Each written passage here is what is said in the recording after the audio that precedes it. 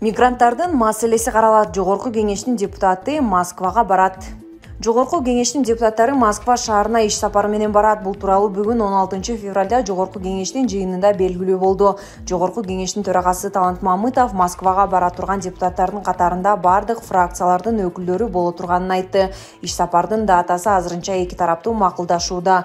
Депутат Жусупбек Коргонбой уулу Россия Федерациясынын айрым губернаторлары өз алдынча мигранттардын айрым тармактарда иштөөсүнө тыюу салынып жатканын билдирди.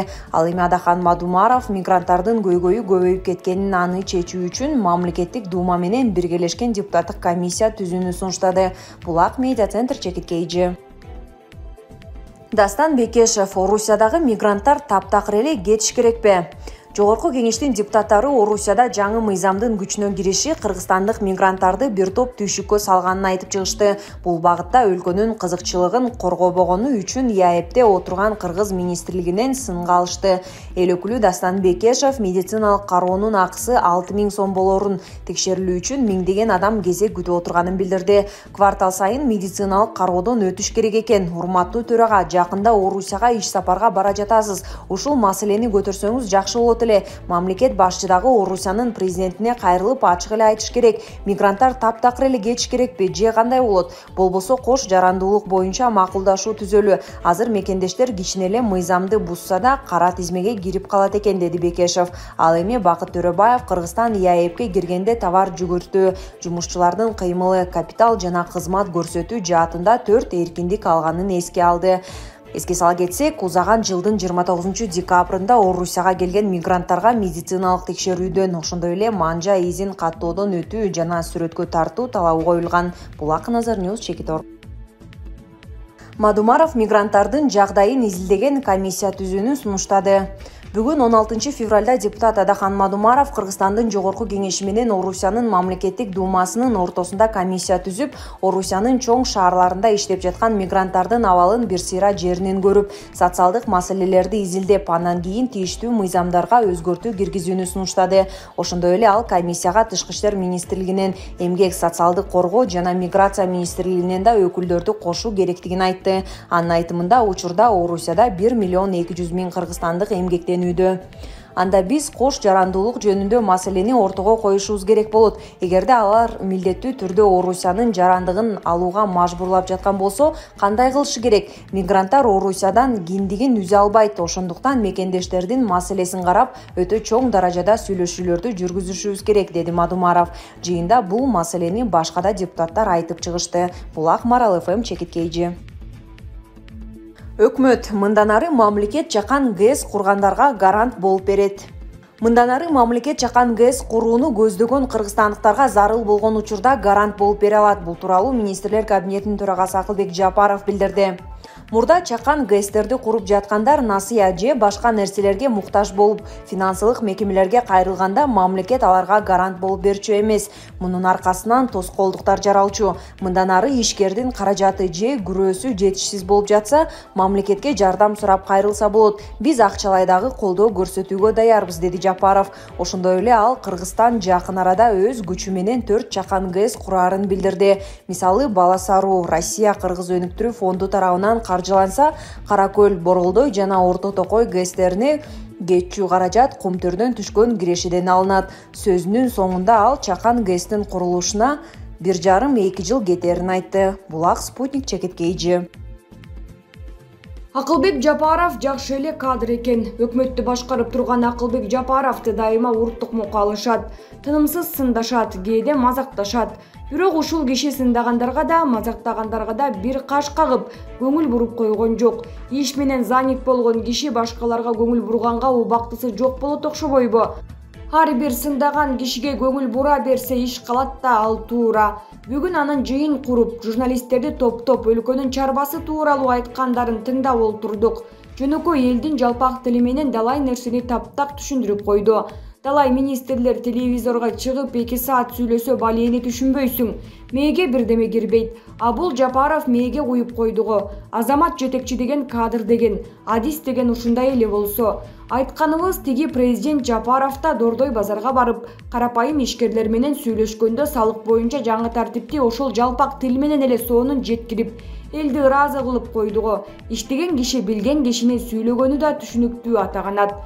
Акылбек Жапаров туура айтат. Казынаны 300 миллиард, 400 миллиард кылабыз десе күлгөнбүз. Кайдагыны айтып жатат деп. Ошол орундалып жатат. Казынага түшө турган каражатты табабыз деген. Ой, кайдан табасың деп мазакташкан. Буйруса казынага каражаттар шорголуп түшүп эле жатат. Иштесе болот экен. Буга чейин пенсия, пособие, айлык акылар көтөрүлүп эле келатат. Эми апрелден баштап дагы 50% көтөрөбүз деди. Болсунчу деги жакшылыктар эле боло берсин. Чоң гестер да, кичинекейлери да жарышып курула турган болуп жатыптыр, курула берсинчи. Калдайган кошуна Кытай менен жакшылап мамилешип, Кыргызстандын пайдасына эмерели деп жатыптыр. Ал дагы болсун. Тигил темир жолун куруп казынага ого бетер байыса кимге жакшы?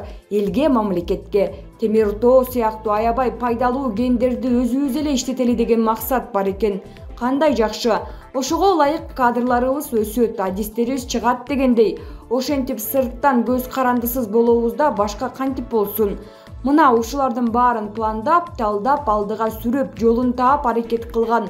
Ушул өкмөт башчы эмей ким? Мурдагылар ушинтип эле. Бир жакшы аракеттин жыйынтыгын көрбөдүк го. Бул Акылбек Жапаров канча президент менен иштешип, дегеле көзү каныгып, баарын билип калган экен. Берген суроолорго сандарын тагайтып жооп берип, орду ордуна койду. Азамат, эми алдыда абдан жакшы пландар бар экен.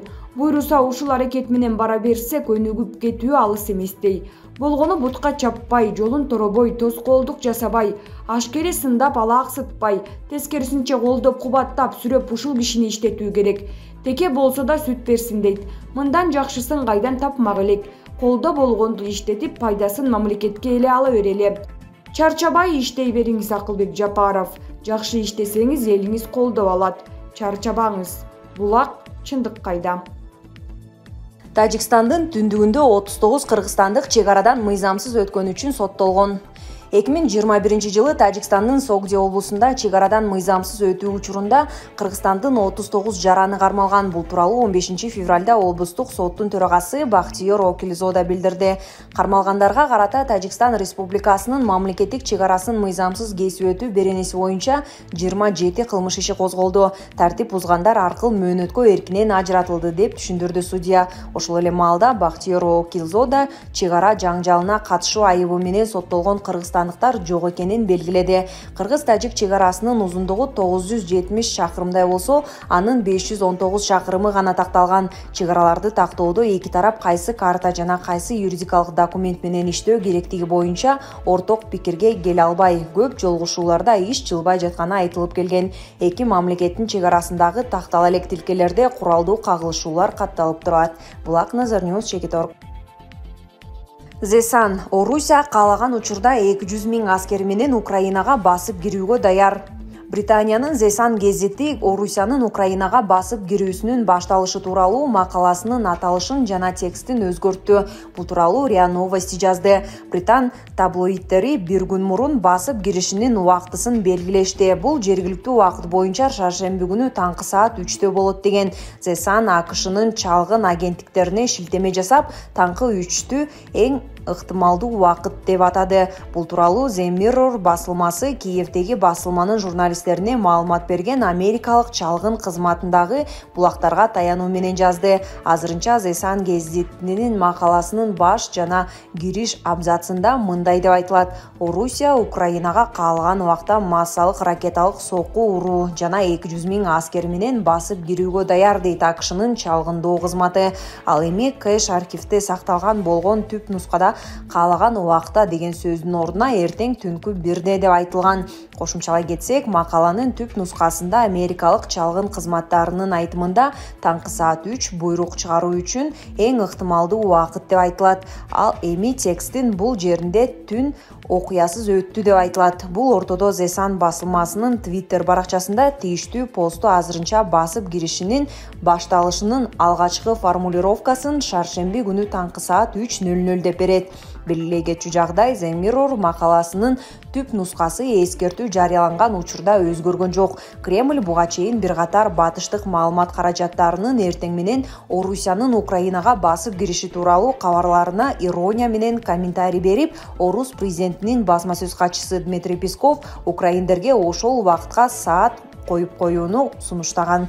Эске салсак, Киев жана батыштын саясатчылары соңку айларда Орусия аскердик күчтөрүн Украинанын чек арасына жакын жайгаштырып жатканын айтууда. Бирок алар Кремлдин позициясын кошкон эмес. Аскер күчтөрү өзүнүн аймагында каалагандай жүрө алат. Бул эч кимге коркунуч жаратып жана сестентпеши керек. Тимдин билдиргенине караганда, орусиялык агрессия жөнүндө билдирүүнү чек аралаш региондордо НАТОнун контингентин көбөйтүүгө шылтоо катары колдонуп жатат. Мындай айыптоо күлкү келерлик, ошол эле учурда кооптуу.